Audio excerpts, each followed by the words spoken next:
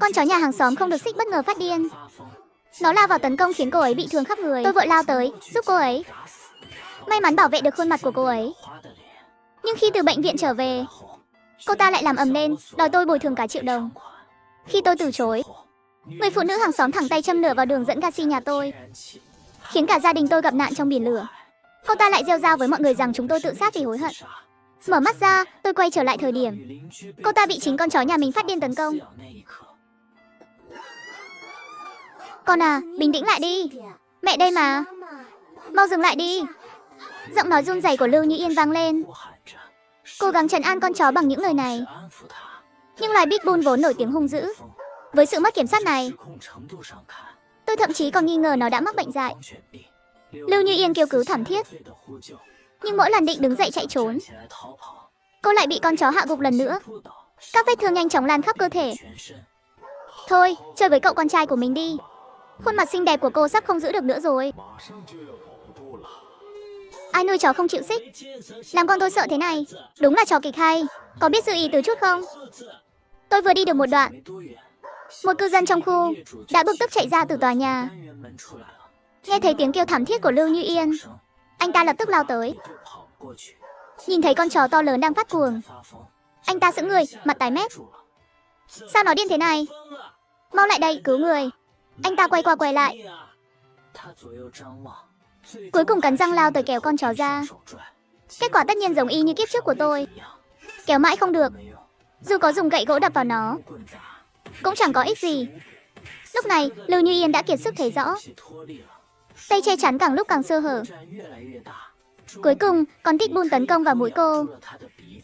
Nó điên cuồng tấn công Lưu Như Yên, sau đó đến lượt khuôn mặt và tai. Cảnh tượng đáng sợ đó khiến ai chứng kiến cũng rùng mình. Người đàn ông hàng xóm nhăn mặt, không dám nhìn thẳng. Cuối cùng, giống như kiếp trước của tôi, anh ta nhặt một hòn đá đập vào nó cả chục lần, mãi mới cứu được Lưu Như Yên. Người đàn ông vừa che chắn cho Lưu Như Yên, vừa gọi điện cầu cứu.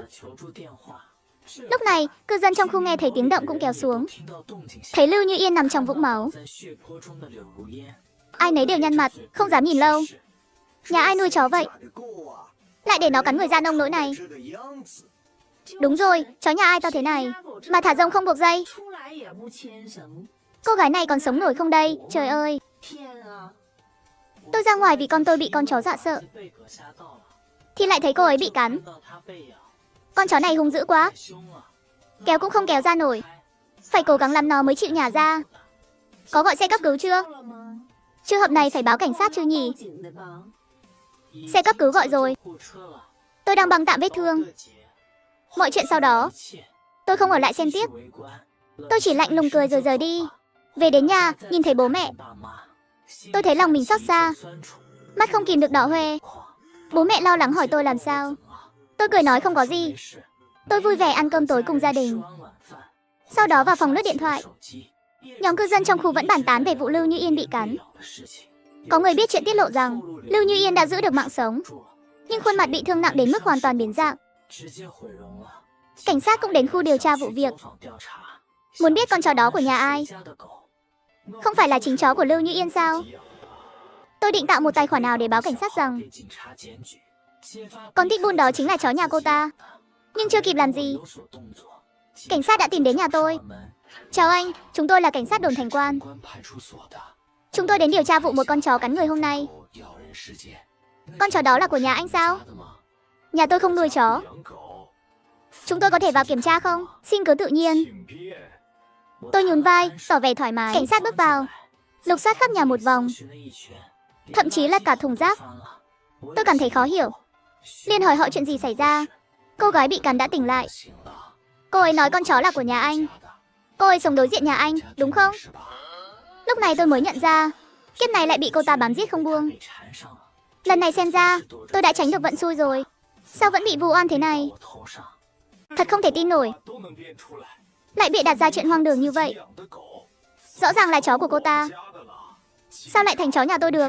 Thưa các đồng chí cảnh sát, nhà tôi chưa từng nuôi chó, nhưng cô ấy thì khác. Cô ấy là người yêu chó chính hiệu. Không tin các anh có thể kiểm tra camera giám sát. Chúng tôi đã đến phòng giám sát rồi, nhưng camera của khu bị hỏng. Nó đã không hoạt động gần nửa tháng nay. Chẳng lẽ Lưu Như Yên đã tính toán từ trước sao? Nhưng anh không cần lo lắng. Chúng tôi không tìm thấy dấu hiệu nào cho thấy nhà anh nuôi chó. Anh cứ yên tâm, chúng tôi chỉ dựa vào sự thật mà làm việc. Chúng tôi sẽ không oan sai bất kỳ ai. Vậy phiền các anh rồi. Khi tiễn hai viên cảnh sát ra cửa, họ tinh ý phát hiện một túi rác bên cạnh cửa nhà tôi. Mở ra kiểm tra, bên trong là bát ăn và thức ăn thừa của chó. Đây không phải của nhà tôi. Họ không nói gì, chỉ lấy mẫu một phần đồ bên trong rồi rời đi. Trước khi đi, họ dặn tôi tạm thời không đi xa. Họ sẽ tiến hành kiểm tra và so sánh mẫu vật. Tôi gật đầu đồng ý, nhưng ánh mắt lại hướng về túi rác trước cửa. Suy nghĩ một lúc, bỗng một luồng lạnh buốt từ chân tôi lan tỏa khắp cơ thể. Lúc mơ màng giữa đêm, tôi dường như nghe thấy tiếng cửa nhà hàng xóm mở. Lúc đó tôi cứ nghĩ mình nghe nhầm. Dù sao thì lúc đó Lưu Như Yên vẫn còn ở bệnh viện. Nhưng giờ nghĩ lại, chẳng lẽ cô ta đã sắp xếp người dọn dẹp nhà cửa từ trước, rồi đặt đồ dùng cho chó trước cửa nhà tôi? Với suy đoán này, tôi trằn trọc cả đêm không ngủ được. Lúc trời vừa hửng sáng, tôi chạy ngay đến phòng giám sát của khu, cố tìm những camera còn hoạt động, hy vọng có thể lật đổ âm mưu của Lưu Như Yên. Nhưng thực tế là hệ thống giám sát đã hỏng hơn nửa tháng nay. Toàn bộ camera trong khu giờ chỉ còn là vật trang trí. Các bản ghi từ hơn nửa tháng trước cũng đã bị tự động xóa sạch. Hơn nữa, thời gian Lưu Như Yên dắt chó đi dạo cũng rất kỳ lạ. Thường vào lúc các cư dân khác đã đi làm. Em rằng thực sự không có mấy ai nhìn thấy cô ta và con chó đó. Cùng lúc đó, Lưu Như Yên đăng một bức ảnh mình bị băng bó, như xác ướp lên nhóm cư dân, kèm theo lời nhắn thoại chỉ trích tôi.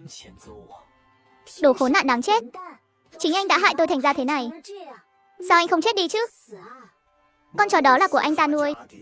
Trời ơi, nuôi chó to thế mà không xích lại, chẳng phải hại người sao? Bị cắn đến mức này rồi, anh không thấy áy náy sao? Hóa ra là anh ta. Lúc tôi cứu người, tôi đã thấy anh ta đứng đó. Anh ta chỉ đứng nhìn từ xa. Thì ra là chó nhà anh ta. Anh bạn, trái tim anh làm bằng đá sao? Chó nhà mình cắn người, anh không thể gọi nó dừng lại sao? Nhìn xem cô gái đó bị anh hại thê thảm thế nào rồi. Chó không phải của nhà tôi. Đó là chó Lưu Như Yên nuôi. Cảnh sát đang điều tra. Xin mọi người đừng để bị dẫn dắt. Con chó đó có dấu hiệu giống bị bệnh dại, đến mức không nhận cả chủ. Anh nghĩ lời anh nói có ai tin không? Nếu không phải chó của anh, sao anh gần đó mà không chạy đến giúp cô ấy?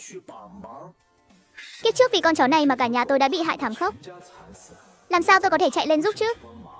Tôi còn hận không thể giúp con chó đó cắn chết cô ta. Nhưng lời này không thể nói ra được. Nói ra cũng chẳng ai tin. Tôi không giải thích nhiều, nhưng Lưu Như Yên thấy có người đứng về phía cô ta, càng được thể làm tới. Tôi vốn không thích chó. Anh ta bị chuyện đấy. Nhà anh ta nuôi chó, ngày nào cũng ồn ào chết đi được, còn thường xuyên vứt rác của chó ra trước cửa nhà tôi. Anh ta đúng là đồ giả tạo. Ai là chủ của con chó đó? Người đó cả nhà đều chết hết. Anh nói mà được tính, thì nhà tôi đã chết vô số lần rồi. Những lời này như một lưỡi dao đâm thẳng vào tim tôi. Đau đớn tột cùng. Ngay lập tức tôi nhớ lại cảnh tượng kiếp trước khi cả nhà tôi bị cô ta thiêu chết. Tôi nghiến chặt răng, lập tức lái xe đến bệnh viện. Biết được phòng bệnh của Lưu Như Yên, tôi bước thẳng tới đó. Trước cửa phòng bệnh, tôi đăng đoạn video con chó bị đánh chết lên nhóm cư dân. Cảnh tượng thật thê thảm. Cô Lưu Như Yên nói ác, tôi sẽ đánh vào tim cô ta. Ngay sau khi video được đăng, tôi lập tức bật camera quay lại. Lúc này tôi nghe thấy một tiếng hét thảm thiết vang lên từ phòng bệnh. Con trai tôi! Con trai tôi! Đồ khốn, tên khốn này!